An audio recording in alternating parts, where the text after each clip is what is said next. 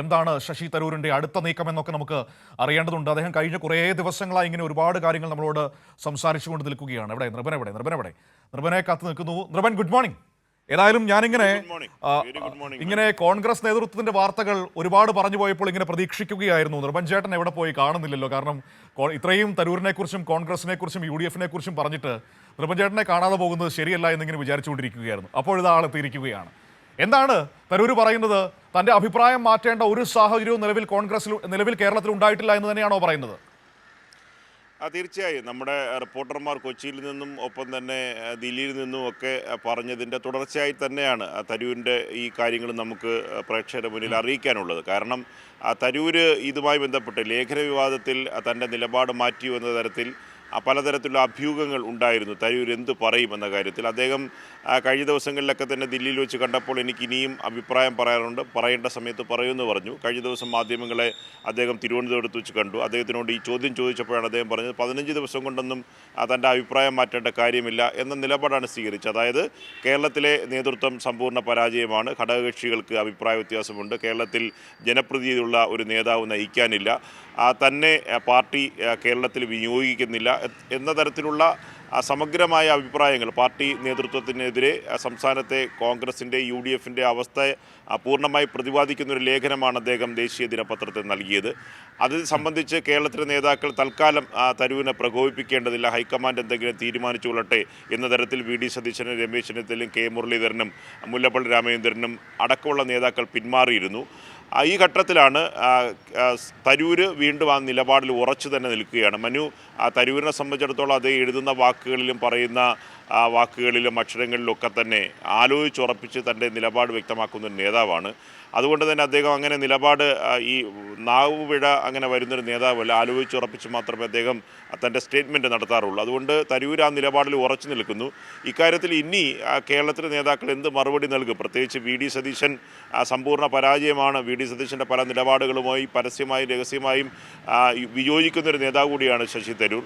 നേതൃത്വം പരാജയം എന്ന് പറയുമ്പോൾ സമ്പൂർണ്ണ നേതൃമാറ്റമോ കേരളത്തിൽ നയിക്കാൻ പുതിയ നേതാവോ, തരൂരിനെ പോലൊരു നേതാവ് കേരള രാഷ്ട്രീയത്തിലേക്ക് ഇറങ്ങുമ്പോൾ അതിന് തിരിച്ചടി ഏറ്റവും കൂടുതൽ വരാൻ പോകുന്നത് VD സതീശനാണ്. എന്നിട്ടും VD സതീശൻ ആ പ്രകോപനത്തിൽ നിന്ന് ആദ്യഘട്ടത്തിൽ ഒന്നാമത്തെ ലേഖനത്തിൽ കാണിച്ച വലിയ തരത്തിലുള്ള പ്രതികരണം രണ്ടാമതുണ്ടായില്ല, പിന്മാറിയ മട്ടാണ്. ഇനി നേതാക്കൾ എന്ത് പറയുമെന്നാണ് നമ്മൾ കാത്തിരുന്ന് കാണേണ്ടത്. കൊച്ചിയിൽ UDF ഞാൻ അതിനെക്കുറിച്ച് ആലോചിക്കുകയായിരുന്നു. ഇപ്പോൾ കേരളത്തിലെ കോൺഗ്രസ് നേതാക്കളുടെ യോഗം AICC വിളിച്ചിട്ടുണ്ടല്ലോ ദില്ലിയിലേക്ക്. എന്തെങ്കിലും നടക്കാൻ സാധ്യതയുണ്ടോ? വല്ലതും നടക്കുമോ? ആ യോഗത്തിൻ്റെ അജണ്ട തദ്ദേശ തെരഞ്ഞെടുപ്പിൻ്റെ ഒരുക്കവും അടുത്ത് കേരളത്തിൽ നടത്തേണ്ട പ്ലാനിങ്ങിനെ സംബന്ധിച്ചാണ്. നിയമസഭാ തെരഞ്ഞെടുപ്പിൻ്റെ മുന്നൊരുക്കവുമായി ബന്ധപ്പെട്ട കാര്യങ്ങളാണ് ചർച്ച ചെയ്യുന്നത് എന്നാണ് പറയുന്നത്. സംഘടനാ വിഷയങ്ങളിൽ പുനഃസംഘടനയിൽ അഭിപ്രായം തേടുകയും ചെയ്യും. പുനഃസംഘടനയുമായി ബന്ധപ്പെട്ട് സമ്പൂർണ്ണ പുനഃസംഘടന വേണമോ അതോ പ്രധാനപ്പെട്ട ഒഴിവുകൾ നികത്തി പുതിയ പ്രവർത്തന രംഗത്ത് നിർജ്ജീവമായ നേതാക്കളെ ഒഴിവാക്കണോ എന്ന തരത്തിലാണ്. ഗ്രൂപ്പ് അടിസ്ഥാനത്തിൽ പലരും പല പേരുകൾ മുന്നോട്ട് വയ്ക്കുന്നുണ്ട്.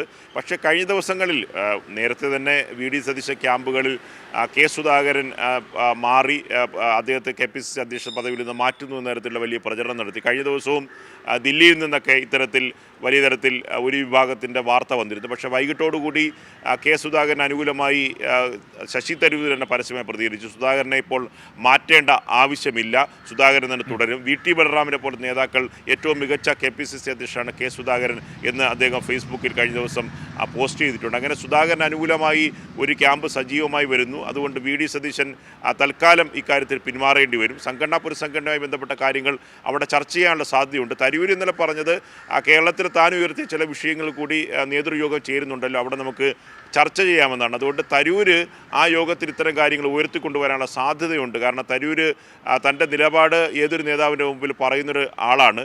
രാഹുൽ ഗാന്ധിയെ കാണാനുള്ള അവസരം കിട്ടിയപ്പോൾ കേരളത്തിലെ സംഘടനാ വിഷയങ്ങൾ അദ്ദേഹം സൂചിപ്പിച്ചു എന്നാണ് നമുക്കറിയാൻ കഴിയുന്നത്. അതുകൊണ്ട് നാളത്തെ യോഗത്തിൽ അജണ്ടയിൽ ആ ഭാഗമില്ല എങ്കിലും കേരളത്തിൻ്റെ സംഘടനാ വിഷയങ്ങളും ഒപ്പം തന്നെ തരൂർ ഉയർത്തിയ കാര്യങ്ങളും ആ യോഗത്തിൽ ചൂണ്ടിക്കാട്ടാനുള്ള സാധ്യതയുണ്ട്. അതിൽ കേരളത്തിലെ നേതാക്കൾ എന്ത് അഭിപ്രായം പറയും, ഹൈക്കമാൻഡ് എന്ത് നിലപാട് സ്വീകരിക്കുമെന്ന കാര്യം ഏറ്റവും പ്രധാനപ്പെട്ട കാര്യമാണ്. മനു, ചുരുക്കി പറഞ്ഞാൽ വലിയ തരത്തിൽ ആശയക്കുഴപ്പമുണ്ട്. ഒന്ന്, സംഘടനാ പുനഃസംഘടനയുമായി ബന്ധപ്പെട്ട് സമ്പൂർണ്ണ പുനഃസംഘടന വേണമോ, സുധാകരനെ അടക്കം മാറ്റണമോ, ഒഴിവുകൾ നികത്തണമോ എന്ന കാര്യം. തരൂർ ഉയർത്തിയ വിഷയത്തിൽ പരസ്യമായി പ്രകോപനത്തിലേക്ക് പോയി വിഷയം കൂടുതൽ വഷളാക്കണമോ, മറിച്ച് തരൂരിനെ കൂടി ഈ അനുനയത്തിൽ നിർത്തി ഇതേ രീതി തുടർന്നു പോകണമെന്ന കാര്യമാണ്. ഇത്തരത്തിൽ പലതരത്തിലുള്ള ആശയക്കുഴപ്പമുണ്ട്. ഒപ്പം തന്നെ കനകോലുവിൻ്റെ റിപ്പോർട്ടിൽ പറയുന്നത് കേരളത്തിലെ നേതൃത്വം പരാജയമാണ്, സമ്പൂർണ്ണമായ പുനഃസംഘടന വേണമെന്നാണ്. ഞാൻ അതിനെക്കുറിച്ച് ചോദിക്കാൻ വരികയായിരുന്നു. ഈ കനകോലു അത്തരത്തിലൊരു റിപ്പോർട്ട് കൊടുത്തിട്ടുണ്ടെന്ന് കേൾക്കുന്നു. അതായത് കെ സുധാകരനെ അടക്കം മാറ്റണം എന്നൊരു റിപ്പോർട്ട് കനകോലുവിൻ്റെ ഭാഗത്തുനിന്ന് പോയിട്ടുണ്ട് എന്ന് കേൾക്കുന്നു. എനിക്ക് തോന്നുന്നു അത് മുന്നിൽ കണ്ടുകൊണ്ട് തന്നെയാണ് ഇവിടെ ഒരു വലിയ പ്രതിരോധം സുധാകരൻ തീർക്കുന്നുണ്ട്. പുറത്ത് അദ്ദേഹം പറയുന്നുണ്ട് ഹൈക്കമാൻഡ് പറഞ്ഞാൽ ഞാൻ മാറും, എനിക്ക് പ്രശ്നമില്ല എന്നൊക്കെ പറയുമ്പോൾ പോലും ഒരു വലിയ പ്രതിരോധം തീർക്കുന്നുണ്ടല്ലോ. ഇപ്പോൾ തരൂർ അതിൻ്റെ ഭാഗമാണ്, കെ മുരളീധരൻ പതിവായതിൻ്റെ ഭാഗമാണ്, ഇപ്പോൾ വി ടി ബൽറാം കൂടിയൊക്കെ ആ ഒരു നെക്സസിലേക്ക് എത്തുന്നൊരു സാഹചര്യം കാണാൻ കഴിയുന്നുണ്ട്. അങ്ങനെ ഒരു പശ്ചാത്തലത്തിൽ കനകോലുവിൻ്റെ ആ റിപ്പോർട്ട് അത്ര എളുപ്പം അംഗീകരിക്കാനോ അല്ലെങ്കിൽ അതിലെ നിർദ്ദേശങ്ങൾ അതേപടി നടത്താനോ കോൺഗ്രസ് ഹൈക്കമാൻഡിന് കരുത്തുണ്ടോ? വളരെ പ്രധാനപ്പെട്ട ഒരു ചോദ്യമാണ് മനു. കാരണം ഹൈക്കമാൻഡ് തുടരെ കേരളത്തിലെ സംഘടനാ വിഷയങ്ങളിൽ ഇപ്പോൾ പുതിയ നേതൃത്വം കെ സുധാകരനും വി ഡി സതീശനും വന്ന ശേഷം പലതരത്തിലുള്ള പരാതികൾ, ഉമ്മൻചാണ്ടിയുടെ കാലത്ത് പോലും AI ഗ്രൂപ്പുകൾ പലതരത്തിലുള്ള പരാതികൾ തങ്ങളെ കൂടി കേട്ട് മുന്നോട്ട് കൊണ്ടുപോകുന്നില്ല, അനുനയത്തിൻ്റെ സ്വഭാവമില്ല, വി ഡി സതീശന് ഏകാധിപത്യപരമായി പെരുമാറുന്നു, ഇത്തരം കാര്യങ്ങളിൽ ഹൈക്കമാൻഡിനെ അറിയിച്ചിട്ടുണ്ട്. അപ്പോഴൊന്നും ഒരു ഘട്ടത്തിൽ പോലും ഹൈക്കമാൻഡ് ഒരു കടുത്ത നിലപാട് കേരളത്തിലെ സംഘടനാ വിഷയത്തിൽ എടുത്തിട്ടില്ല. തരൂർ തന്നെ ഒരു വർക്കിംഗ് കമ്മിറ്റി അംഗം വളരെ രൂക്ഷമായ വിമർശനം കേരളത്തിലെ നേതൃത്വത്തിനെതിരെ പ്രതികരിച്ചിട്ട് പോലും AICCയുടെ സംഘടനാ ചുമതല ജനറൽ സെക്രട്ടറി KC വേണുഗോപാൽ വളരെ അനുഭാവപൂർവമായ സമീപനമാണ് സ്വീകരിച്ചത്. മറ്റൊരു നേതാവാണെങ്കിൽ വളരെ രൂക്ഷമായ പ്രതികരണം ഉണ്ടാവുമായിരുന്നു. പക്ഷേ അങ്ങനെ ഓരോ കാര്യത്തിലും അത്ര ശക്തമല്ല ഹൈക്കമാൻഡ് എന്ന കാര്യം ഉറപ്പാണ്. കനകോലുവിൻ്റെ റിപ്പോർട്ടുമായി ബന്ധപ്പെട്ട് പറയുകയാണെങ്കിൽ കേരളത്തിൽ തരൂരുമായി ബന്ധപ്പെട്ട് തരൂർ ദേശീയ ദിനപത്രത്തിൽ എഴുതിയ പല കാര്യങ്ങളെയും സൂചിപ്പിക്കുന്നതാണ് കനകോലുവിൻ്റെ റിപ്പോർട്ടിൽ. അതിലും പറയുന്നുണ്ട് കേരളത്തിലെ നേതൃത്വം പരാജയമാണ് എന്നതാണ്. അതാണ് തരൂരും പറഞ്ഞത്. ജനപ്രീതിയുള്ള നേതാക്കളുടെ കുറവ് കേരളത്തിൽ വലിയ തരത്തിലുണ്ട്. അത് ജനവിശ്വാസം ഏറ്റെടുക്കാൻ പാർട്ടിക്കും മുന്നണിക്ക് അതീതമായി ജനപിന്തുണയുള്ള നേതാക്കളുടെ കുറവ് കേരളത്തിലുണ്ട് എന്നതാണ്.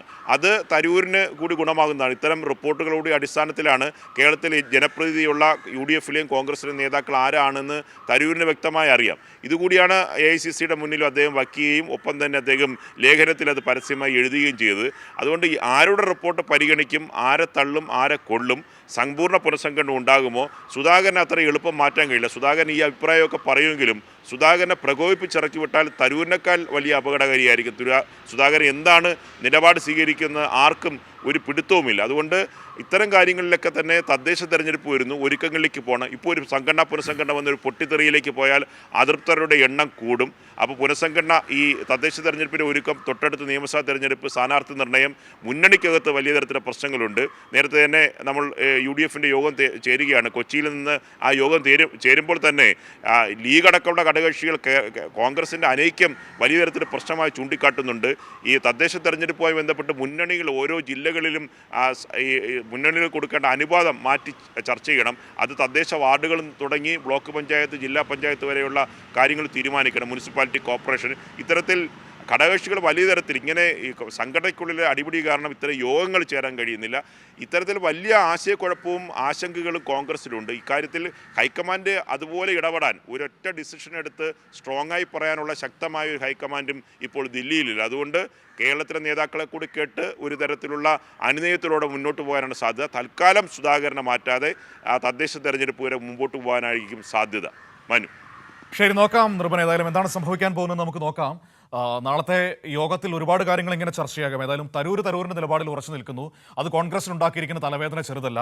ഏറ്റവും പ്രധാനപ്പെട്ട കാര്യം അദ്ദേഹം എടുത്തെടുത്ത് പറയുന്നത് സംസ്ഥാനത്തെ നേതൃത്വത്തിന് കഴിവില്ല എന്ന് തന്നെയാണ് അദ്ദേഹം പറഞ്ഞുകൊണ്ടിരിക്കുന്നത്. അതൊക്കെ ചെന്ന് കൊള്ളുന്നത് പാവം പ്രതിപക്ഷ നേതാവിൻ്റെ ദേഹത്തേക്കാണ് എന്നതാണ് ഏറ്റവും പ്രധാനപ്പെട്ട മറ്റൊരു കാര്യം. വി ഡി സതീശനെ കെ സുധാകരനെ തരൂർ പിന്തുണയ്ക്കുകയും ചെയ്യുന്നുണ്ട്. കാരണം ഈ വലിയ ലേഖനങ്ങളൊക്കെ എഴുതി പ്രശ്നങ്ങളൊക്കെ ഉണ്ടാക്കിയിട്ടും തരൂരിനോട് മൃദുവായ സമീപനമായിരുന്നു കെ സുധാകരൻ സ്വീകരിച്ചിരുന്നത്. കാരണം അത് പല ഘട്ടത്തിൽ തരൂർ അദ്ദേഹത്തെ അനുകൂലിച്ച് സംസാരിച്ചതിൻ്റെ ഒരു ഉപകാര സ്മരണയായിട്ട് തന്നെ നമുക്ക് മനസ്സിലാക്കാൻ പറ്റും.